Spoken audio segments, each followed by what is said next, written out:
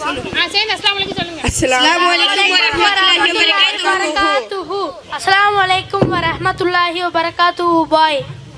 Waalaikum salam warahmatullahi wabarakatuh.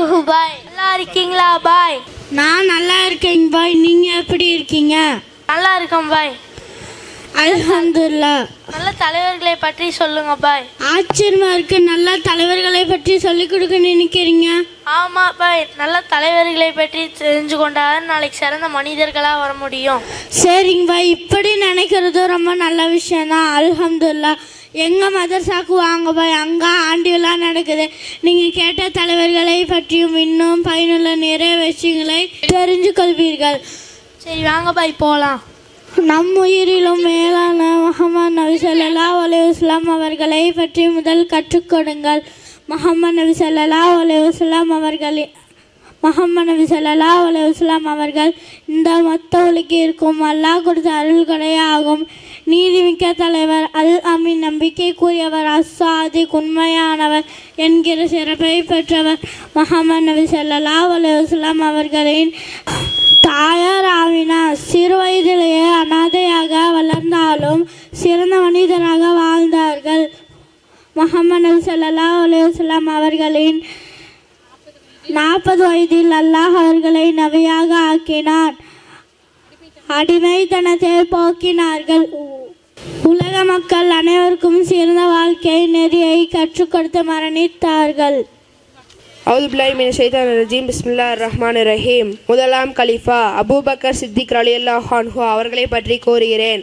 இந்த உம்மத்தில் முதன்மையாக இஸ்லாத்தை ஏற்றவர். நபி ஸல்லல்லாஹு அலைஹி வஸல்லம் அவர்களுக்கு பிறகு இந்த உம்மத்தில் மிகச் சிறந்தவர்.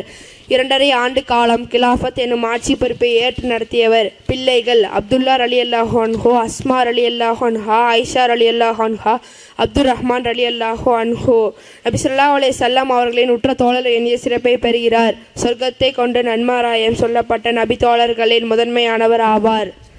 அபூபக்கர் சித்திக் ரலியல்லாஹு அன்ஹு அவர்கள் நபி ஸல்லல்லாஹு அலைஹி வஸல்லம் அவர்களை விட 2 ஆண்டுகள் வயதில் இளையவர். நபி ஸல்லல்லாஹு அலைஹி வஸல்லம் அவர்கள் அபூபக்கர் சித்திக் ரலியல்லாஹு அன்ஹு அவர்களை குறித்து இவர் நரகத்தில் இருந்து அல்லாஹ்வால் விடுவிக்கப்பட்டவர் என்கிற நற்செய்தியை கூறினார்கள். அபூபக்கர் சித்திக் ரலியல்லாஹு அன்ஹு அவர்களின் மகளான ஆயிஷா ரலியல்லாஹு அன்ஹா அவர்களை நபி ஸல்லல்லாஹு அலைஹி வஸல்லம் அவர்கள் மணமுடித்தார்கள்.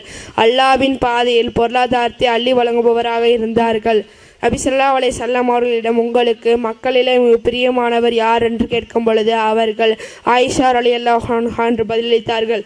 ஆண்களிலே பிரியமானவர் யார் என்று கேட்கும் பொழுது ஆயிஷாவின் தந்தை அபூபக்கர் சித்திக் ரலியல்லாஹு அன்ஹு என்று பதிலளித்தார்கள். அஸ்ஸலாமு அலைக்கும். இரண்டாம் கலீஃபா உமர் ரலியல்லாஹு அன்ஹு ஆரம்ப காலத்தில் இஸ்லாத்தை ஏற்ற அல்லாஹுவின் தூதர் நபி ஸல்லல்லாஹு அலைஹி வஸல்லம் அவர்களோடு அனைத்து போர்க்களங்களிலும் கலந்து கொண்டவர். சுமார் 10.5 ஆண்டுகள் கிலாஃபத் எனும் ஆட்சி பொறுப்பு அவர்களிடம் இருந்தது. உண்மையில் உமர் அலி அவர்கள் இஸ்லாம் முஸ்லிம்களுக்கு பெரும் வெற்றியாகவும் கண்ணியமாகவும் அமைந்தது. நபி அவர்களை நேசிப்பதில் முன்மாதிரியாக திகழ்ந்தார். அல்லாஹுவின் மீதுள்ள அச்சத்தால் அழுது உமர் அலி அவர்கள் முகத்தில் 2 கருப்பு தழும்புகள் இருந்தன. சொர்க்கத்தை கொண்டு நன்மாரியம் சொல்லப்பட்ட 10 நபர்களின் ஒருவராக உமர் இப்னு கத்தாப் ரலியல்லாஹு அன்ஹு அவர்கள் இருந்தார்கள். நபி ஸல்லல்லாஹு அலைஹி வஸல்லம் அவர்கள் கூறினார்கள், உமரே, நிச்சயமாக சைத்தான் உன்னை கண்டே கடுமையாக பயப்படுகிறான் என்றார்கள். தன்னுடைய சபையில் நமக்கு நெருக்கமான இடத்தில் உமர் அலி அவர்களை நபி ஸல்லல்லாஹு அலைஹி வஸல்லம் அவர்கள் அமர வைத்தார்கள். நபி ஸல்லல்லாஹு அலைஹி வஸல்லம் அவர்கள் உமரின் மகள் ஹப்ஸா ரலியல்லாஹு அன்ஹா அவர்களை திருமணம் செய்தார்கள். உமர் ரலியல்லாஹு அன்ஹு அவர்கள் நீதிமிக்க ஆட்சியாளராக இருந்தார்கள். உமர் ரலியல்லாஹு அன்ஹு அவர்கள் உண்மையை உரைக்கக்கூடியவராக இருந்தார். அவர் வீர மரணம் வரை உண்மை உரைத்துக் கொண்டே இருந்தார். அஸ்ஸலாமு அலைக்கும் வரஹ்மத்துல்லாஹி வபரகாத்துஹு.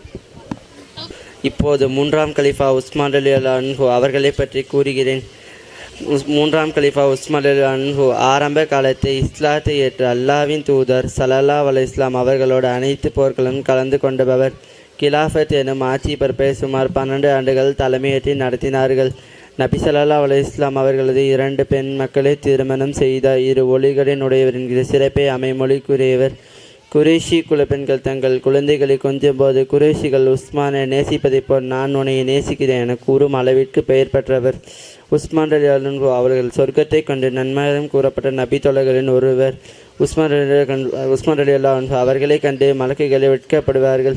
அல்லாஹ்வின் பாதையில் அள்ளி வழங்குவாராக உஸ்மான் இருந்தார்கள். உஸ்மான் ரலியல்லாஹு அன்ஹு நோன்பு வைத்திருக்கும் நிலையில் வீர மரணம் அடைந்தார்கள். அஸ்ஸலாமு அலைக்கும் வரஹ்மத்துல்லாஹி தஆலா வபரகாத்துஹு. அஸ்ஸலாமு அலைக்கும் வரஹ்மத்துல்லாஹி வபரகாத்துஹு. மதிப்புக்குரிய பெரியோர்களே, அன்பான சகோதரர்களே, இன்று நான் பேசப்போகிற மதிப்புக்குரிய நபர் இஸ்லாமின் 4ஆம் கலீஃபா நபி ஸல்லல்லாஹு அலைஹி வஸல்லம் அவர்களின் மருமகன், அறிவின் வாசல் என்று கூறப்பட்ட அலி இப்னு அபூ தாலிப் ரலியல்லாஹு அன்ஹு அவர்கள் கௌபாவில் பிறந்தார். இஸ்லாமை ஏற்ற முதல் குழந்தை என்ற சிறப்பு அவருக்கு. சிறுவயதில் இருந்தே நபி ஸல்லல்லாஹு அலைஹி வஸல்லம் அவர்களின் பாதுகாப்பிலும் தர்பியாத்திலும் வளர்ந்தார். இவர் பஹத், உஹத், கந்தக் போன்ற போர்களில் இஸ்லாமுக்காக அஞ்சாமல் போரளித்த வீரர்.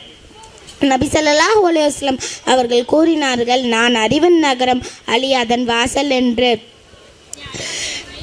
நியாயம், நேர்மை, எளிமை இவை இவர் வாழ்க்கையின் அடையாளங்கள் ஆகும். கலிஃபாவாக இருந்தாலும் ஏழ்மையாக வாழ்ந்தார். ஹிஜ்ரி 40ஆம் ஆண்டு ஷஹீதுகளாக மரணித்தார்கள். அஸ்ஸலாமு அலைக்கும் வரஹ்மத்துல்லாஹி வபரகாத்துஹு.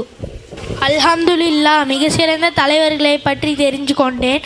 இனிவர சமூகம் முகமது நபி ஸல்லல்லாஹு அலைஹி வஸல்லம், உமர் ரலியல்லாஹு அன்ஹு, உஸ்மான் ரலியல்லாஹு அன்ஹு, அபூபக்கர் சித்திக் ரலியல்லாஹு அன்ஹு, அலி ரலியல்லாஹு அன்ஹு போன்ற நல்ல சமூகம் வர அல்லாஹ் கிருபை செய்வானாக. ஜஸாக்கல்லாஹு பாய்.